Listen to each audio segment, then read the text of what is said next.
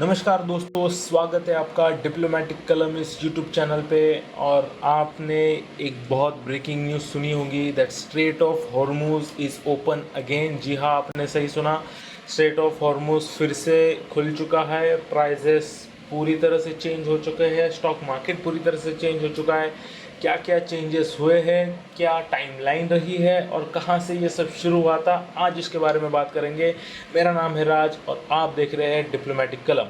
सबसे पहले सिर्फ 14 सेकेंड लगते हैं। जी हाँ, आपने सही सुना, सिर्फ 14 सेकेंड्स लगते हैं ईरान की कोस्ट लाइन से अगर एक एसिमेट्रिक ड्रोन स्वॉर्म या बैलिस्टिक मिसाइल लॉन्च हो तो उससे दुनिया का सबसे क्रिटिकल मैरीटाइम चोक पॉइंट यानी स्ट्रेट ऑफ हॉर्मुज तक पहुंचने में बस इतना ही वक्त लगता है। मार्च 2026 के महीने में पूरी दुनिया एक ऐसी पैनिक स्टेट में थी जब यूएस ने ईरान के बीच मिलिट्री एस्केलेशन पीक पर पहुंच चुका था। क्रूड ऑयल का प्राइस कोई धीरे धीरे नहीं बढ़ा, वो डायरेक्ट 140 बैरल के पार चला गया था। दुनिया भर की स्टॉक मार्केट्स रेड फ्लैग में चली गई थी। लेकिन दोस्तों, पिछले कुछ ही दिनों में जियोपॉलिटिक्स ने एक ऐसा शार्प यूटर्न लिया है जिसने बड़े बड़े वॉल स्ट्रीट एनालिस्ट को भी हैरान कर दिया है।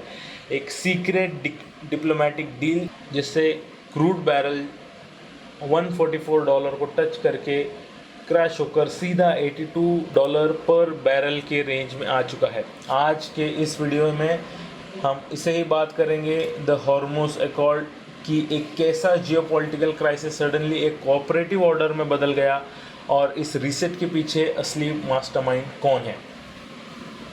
इस ड्रामेटिक टर्नआउट के समझने के लिए हमें पहले पुरानी सिचुएशन का रॉ डेटा देखना होगा। दुनिया का लगभग 14.4 million barrel per day crude oil सिर्फ 21 माइल चौड़े रास्ते से गुजरता है। दुनिया का बहुत बड़ा परसेंटेज ऑयल बस एक 21 मील चौड़े रास्ते से गुजरता है। और जब ईरान ने यहाँ ऑयल टैंकर्स को कैप्चर करना और सीज करना शुरू कर दिया तो मैरीटाइम इंश्योरेंस, जो मैरीटाइम कंपनीज होती है जो इन शिप्स को इंश्योरेंस देती है, उन्होंने अपने प्रीमियम 400% से भी ज़्यादा बढ़ा दिए थे। कमर्शियल शिपिंग कंपनीज क्यों रिस्क लेगी?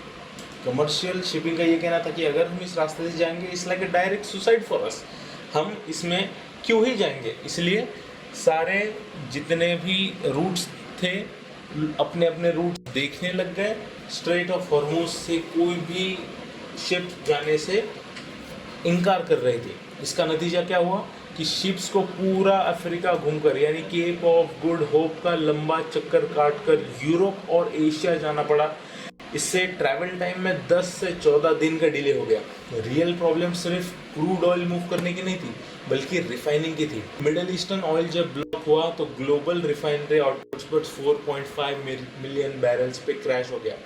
जेट फ्यूल और डीजल की शॉर्टेज पूरी दुनिया में महंगाई का सबसे बड़ा कारण बन गई। लेकिन तभी एंट्री होती है डिप्लोमेसी की। जब यूएस नेवी को समझ आया कि अपने मिलिट्री एक्शंस से डिटरेंस बिल्ड करना बहुत मुश्किल है, क्योंकि यूएस का एक $2 मिलियन का interceptor air defence missile Iran के एक $2000 के चीप ड्रोन को ड्रॉप करने में खर्च हो रहा था।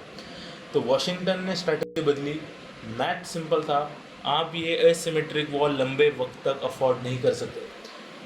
इसे बदलते ऑर्डर के बीच दोनों देश टेबल पर आए और जो डील साइन हुई उसे हम कहते हैं द हॉर्मुज अकॉर्ड। और इस डील के मुताबिक ईरान ने जितने भी सीज टैंकर थे उन्हें इमीडिएट रिलीज किया और सिक्योर मूवमेंट का वादा किया। बदले में यूएस ने ईरान पर से कुछ स्ट्रिक्ट बैंकिंग सैंक्शंस हटा दिए ताकि ईरान अपना एनर्जी प्रोडक्ट ऑफिशियली और लीगली पूरे मार्केट में एक्सपोर्ट कर सके। दोनों देशों ने चोक पॉइंट को मिलिटराइज ना करने की एब्सोल्यूट गारंटी दी। तो दोस्तों, कहानी यही ख़त्म नहीं होती। जबकि मेन स्ट्रीम मीडिया सिर्फ ऑयल प्राइजेस और पेट्रोल डीजल पर फोकस है, तब बैकएंड में एक बहुत बड़ा साइलेंट रिसोर्स शिफ्ट शुरू हो चुका था। पिछली सदी में सुपर पावर्स फॉसिल फ्यूल के लिए लड़ते थे, लेकिन आज के नया ग्लोबल इंजन है आर्टिफिशियल इंटेलिजेंस, डेटा सेंटर और स्मार्ट ग्रिड्स। इनके लिए ऑयल नहीं बल्कि कॉपर चाहिए होता है। टेलेरियम चाहिए होता है और बहुत सारे अदर रेयर अर्थ मिनरल चाहिए होते हैं। इस रीसेट के दौरान मेजर पावर्स को समझ आ गया कि ऑयल चोक पॉइंट पर बार बार पैनिक करने से बेहतर है कि टेक्नोलॉजी के सप्लाई चेन को सिक्योर किया जाए। यूएस नेवी का फोकस अब सिर्फ लेगेसी एनर्जी सिक्योरिटी पर नहीं था, उनका फोकस शिफ्ट हो रहा है क्रिटिकल टेक मिनरल और डाउनस्ट्रीम सेमीकंडक्टर नेटवर्क को कंट्रोल करने के लिए। Now the last order, the geopolitical order, ये इस पूरे टॉपिक का सबसे बड़ा टेक अवे है। हॉर्मोस एकॉर्ड ने सिर्फ रास्ता नहीं खोला बल्कि एक नया ग्लोबल ऑर्डर की नींव रखी है, जिसे इकोनॉमिक्स की भाषा में फ्रेंड शोरिंग बोला जाता है। अब फॉरेन इन्वेस्टमेंट और ट्रेड कैपिटल ओपन मार्केट्स के हिसाब से नहीं चल रहे बल्कि जियोपॉलिटिकल अलायंस के हिसाब से मूव कर रहे हैं। अलाइड देशों के बीच automatic ultra fast financial pipeline set हो रही है, जबकि अनफ्रेंडली नेशंस को कंप्लीटली लूप से बाहर रखा गया है। सोवरेन वेल्थ फंड्स और सेंट्रल बैंक्स अब समझ चुके हैं कि फ्लैट करेंसी और पेपर एसेट्स कभी भी सैंक्शन के दायरे में फ्रीज हो सकते हैं। इसलिए दुनिया भर के बड़े फाइनेंशियल प्लेयर अब गोल्ड और फिजिकल रिजर्व्स यानी कॉपर ओर हो गया, आयरन ओर हो गया, इनको सिक्योर करने में लगे। हॉर्मोज शॉक ने साबित कर दिया है कि आने वाले कल में ताकत उन्हीं के पास होगी जो करेंसी प्रिंट, बल्कि उनके पास होगी जो फिजिकल चोक पॉइंट और फ्यूचर रिसोर्स कॉरिडोर को ही कंट्रोल करेंगे। आपको क्या लगता है, क्या ये डील ग्लोबल स्टेबिलिटी लाएगी या ये सिर्फ एक टेम्पररी शांति है?